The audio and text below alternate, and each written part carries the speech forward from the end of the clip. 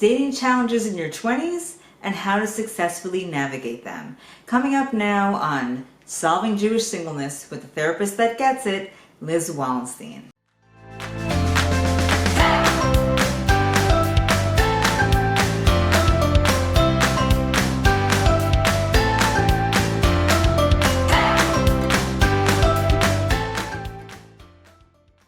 I see this episode as an addendum to the episode that came before it about avoiding common dating mistakes, because in that episode I give you my best dating advice for any age. In this episode, I'm specifically focusing in on the dating challenges unique to generally people in their 20s, but obviously still relevant to other daters of other ages. And especially if you're in the early stages of dating for marriage, it could be still relevant to you, even if you're not in your 20s. So getting started, the gift and the challenge of dating in your 20s is fantasy. This is the stage where you are still looking forward to dating and have some hope and idealism and positive expectations from it. And you should, that's appropriate. What becomes problematic is if you get lost in the fantasy and don't make enough decisions that are reality-based. So the fantasies vary. They can range from how fun it would be to like move in with this person that you're in love with and all the things that you would do and what your lifestyle would be like and the places you would travel together and who your friend circle would be and going out to dinner together, what your sexual relationship would be like, from, what your ring would look like, or if you got a sheitel, or how you would dress, or, where you would live. It's endless what the fantasies are, but they're good. You need these fantasies. They are what make people get married, right? Having something to look forward to, saying this is what will happen if I get married, that's a motivating factor. That's really important.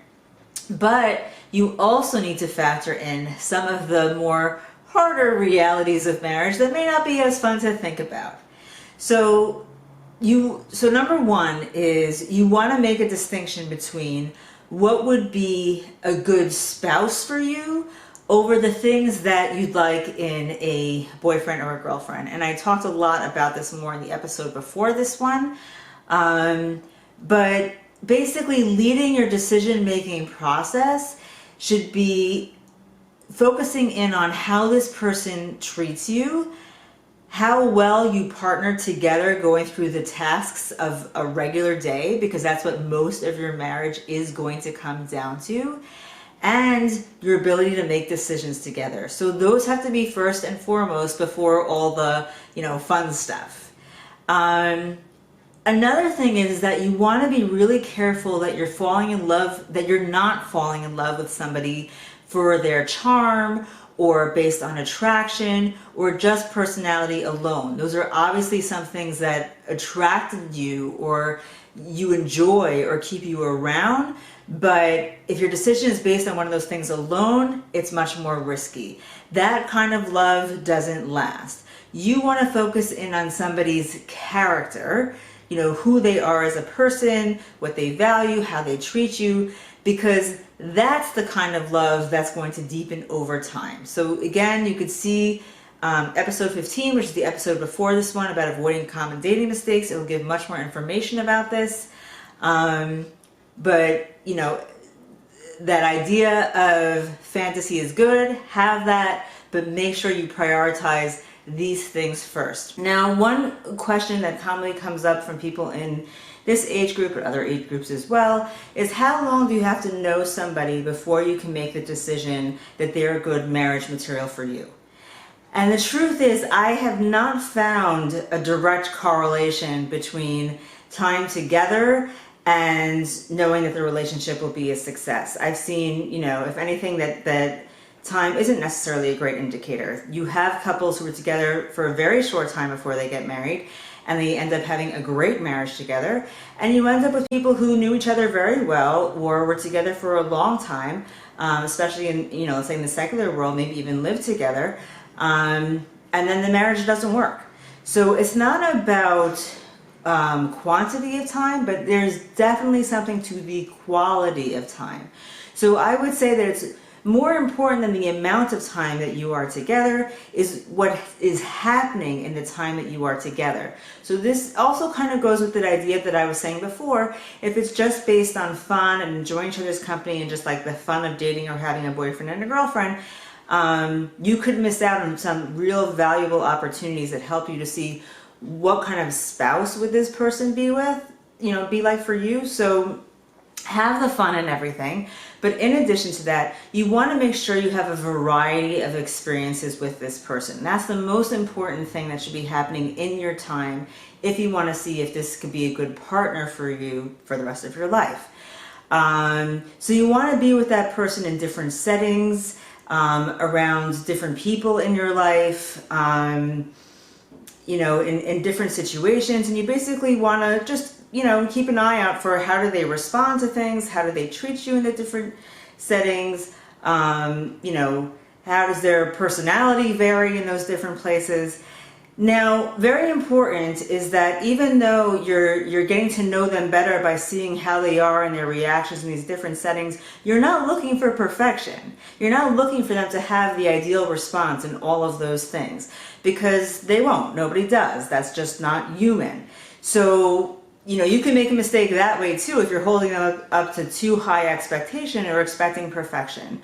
But you just want to make sure that what you see you're comfortable with, that that's something that you can live with. It's just telling you more information about that person and about compatibility, that like, okay, I noticed that, but like, I'm okay with that. That's all right. I could live with that. Or, that makes me very uncomfortable. And I don't know if I can live with that forever. Like, that's the kind of information you want by seeing them in different environments with different people, with you. You just want to make sure that consistently they stay somebody that you can see yourself partnering with, and that there will be a mutual kind of care and respect between the two of you.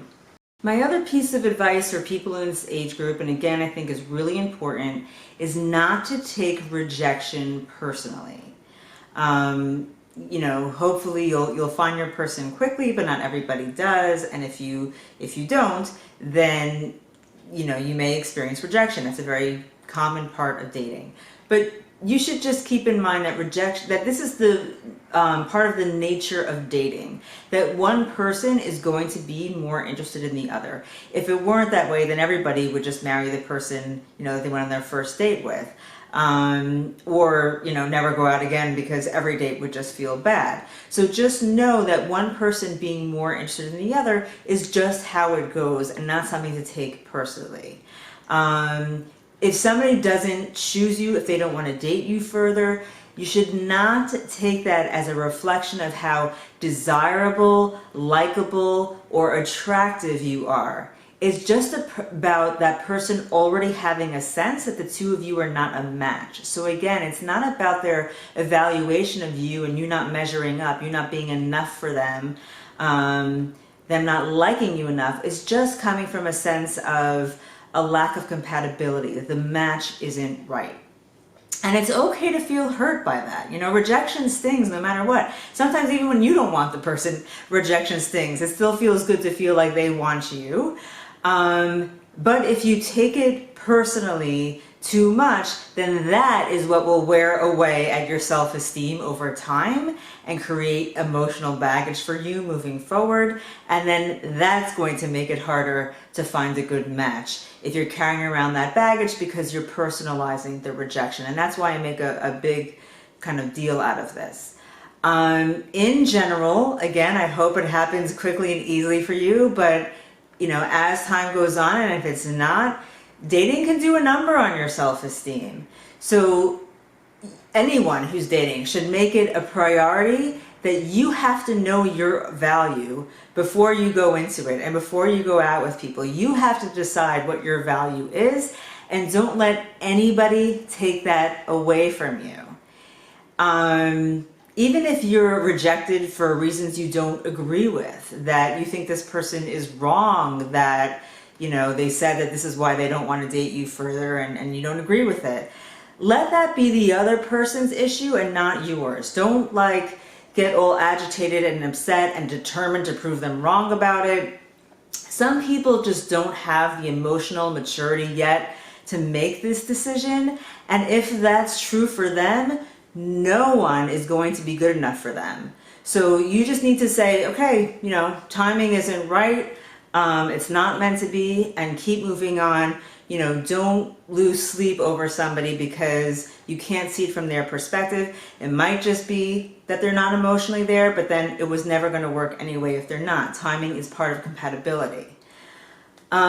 You are better off with somebody who sees your value, chooses you, and can appreciate you. So you want to free yourself up and be available for that person rather than still emotionally holding on to somebody because it feels unresolved. Like, it takes a lot of trust in dating, trust in God, really, that if something's meant to be, it'll be.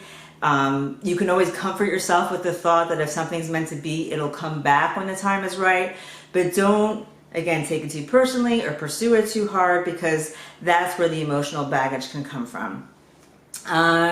So I'm going to conclude here for this age group. Obviously welcome to watch the one for 30s also, in case there's some good stuff in there for you, but definitely watch the episode before this about avoiding common dating mistakes, because there will be lots of good information for you in there. These are just kind of the challenges specifically that I see are more common amongst people in their 20s. So good luck. If you thought this recording was helpful, please share it on social media so that it gets to more people that it can help. You can also subscribe to my YouTube channel and like this video. If you're interested in therapy sessions with me online, please contact me through my website or my email or social media. Feel free to send me questions and suggestions of what you'd like to hear me talk about through social media or my website, lizwallensteintherapy.com. Best of luck to you on your journey. I hope to hear good news soon.